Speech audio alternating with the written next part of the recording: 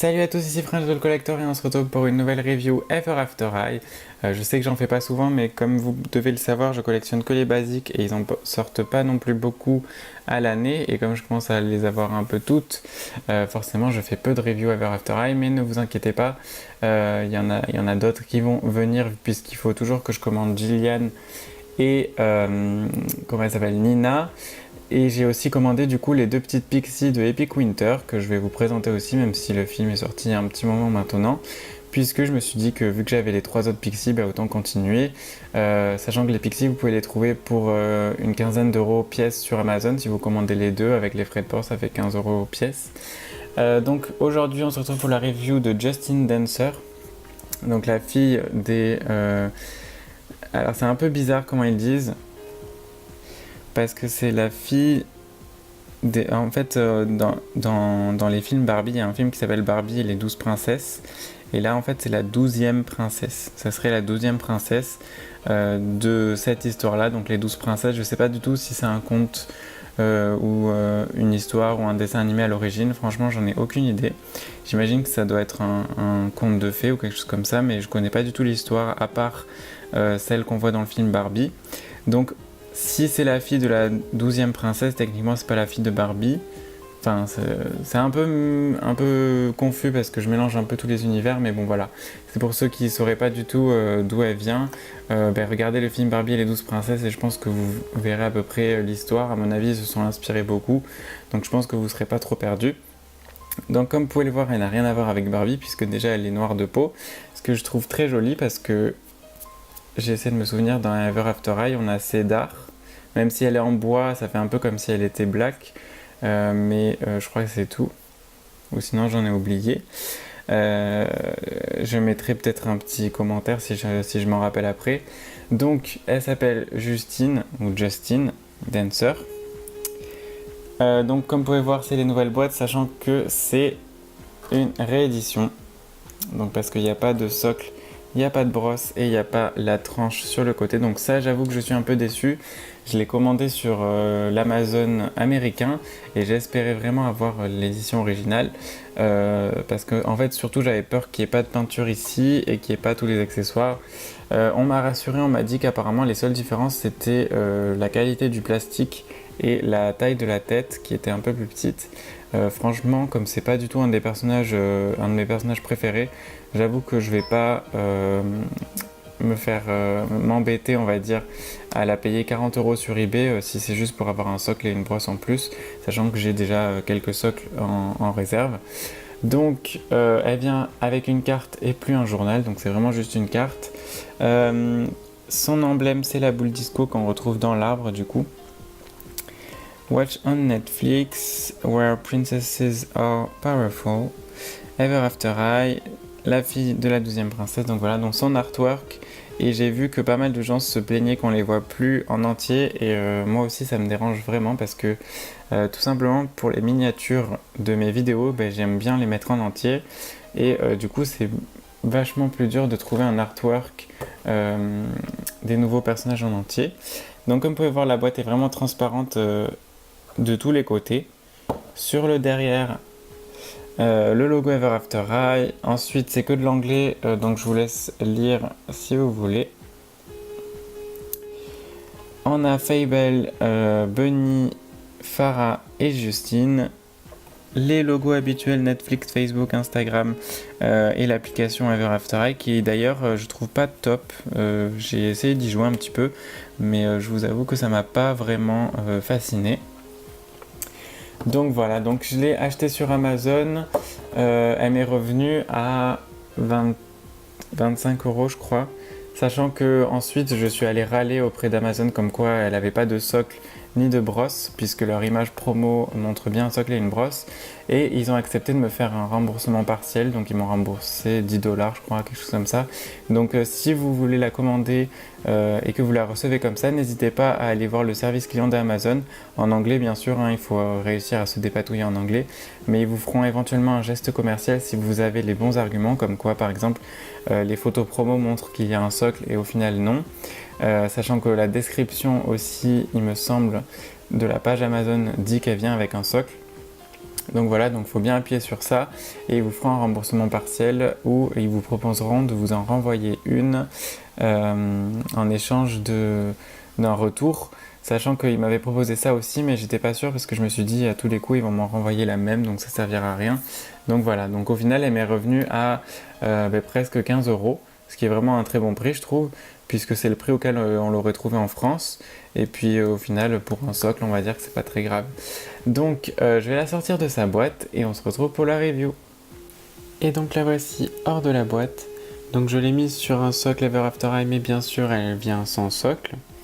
Donc son seul accessoire entre guillemets, à part son sac, c'est cette carte, donc avec écrit Justin Dancer.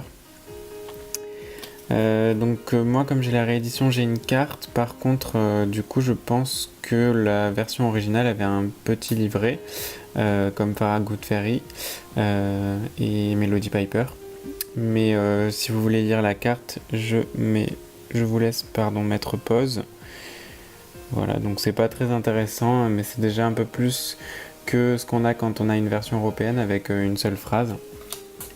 Donc voilà, on a l'artwork en entier aussi, ce qui change de sur la boîte. Donc on va passer à la review de la poupée. Donc voici son visage.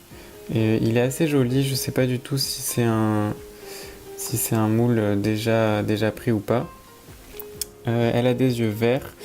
Son maquillage est un peu pailleté, donc comme vous pouvez voir, mais c'est pas très régulier, on dirait qu'ils ont un peu oublié des paillettes, donc je sais pas si c'est la mienne ou si c'est comme ça, si c'est censé être comme ça. Sinon elle a un peu de doré autour des yeux, j'adore le rouge de ses lèvres, que je trouve super joli. Elle a pas de boucle d'oreille, alors je crois que la version originale non plus n'a pas de boucle d'oreille, mais j'avoue que j'ai un petit doute.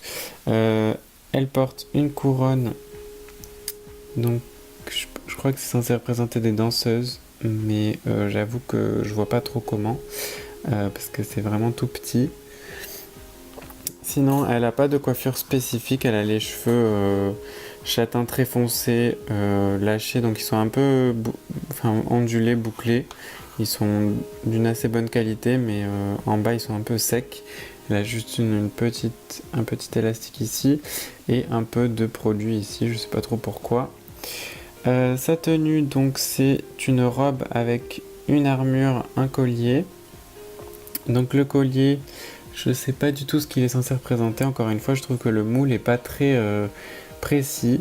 Ensuite, elle a cette partie donc armure. Je sais pas pourquoi elle a une armure alors que c'est une danseuse étoile. Pour Darling, Charming, je comprends, mais pour elle, pas du tout.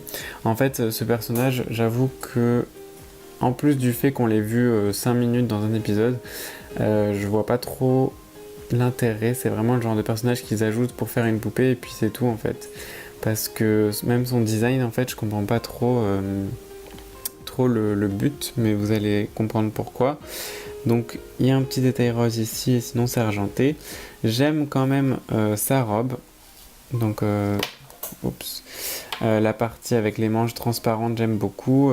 Aussi le fait qu'il y ait son décolleté qui est transparent aussi. Je trouve ça très joli.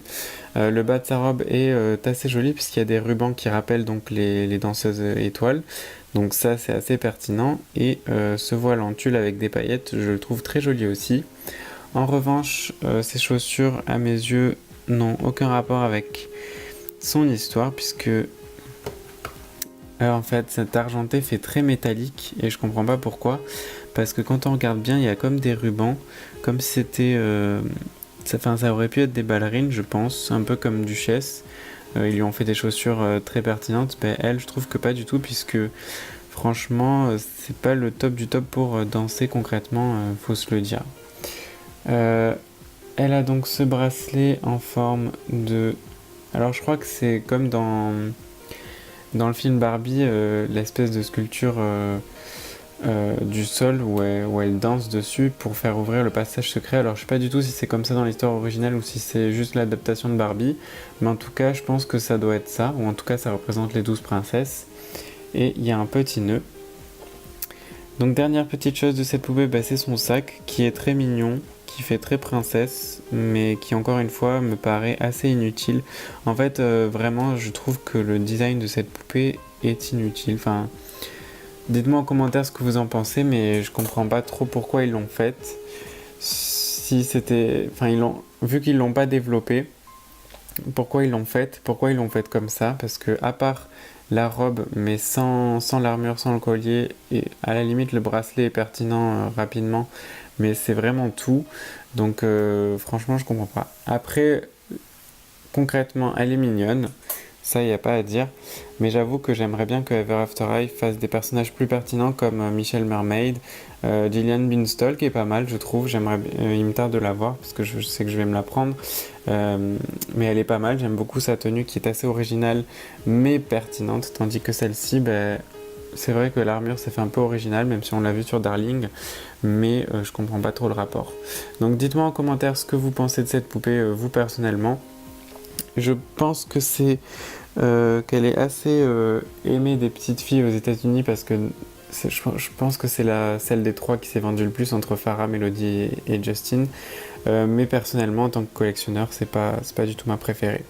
Ma review est terminée du coup. Je sais qu'elle est pas très positive, mais j'avoue que c'est vraiment une poupée que j'ai achetée juste pour compléter ma collection et pas vraiment parce qu'elle me plaisait beaucoup. Donc c'est pour ça un peu, je pense que ça va se ressentir dans la review. Néanmoins, vous pouvez vous abonner à ma chaîne pour plus de vidéos. Sachant que concernant Ever After High, j'ai les Pixies et je vais aussi commander Gillian et Nina évidemment pour compléter les basiques. Vous pouvez aussi m'ajouter sur Facebook Alex Doll Collector, sur Instagram French Doll Collector et on se retrouve bientôt pour de nouvelles vidéos. Ciao ciao!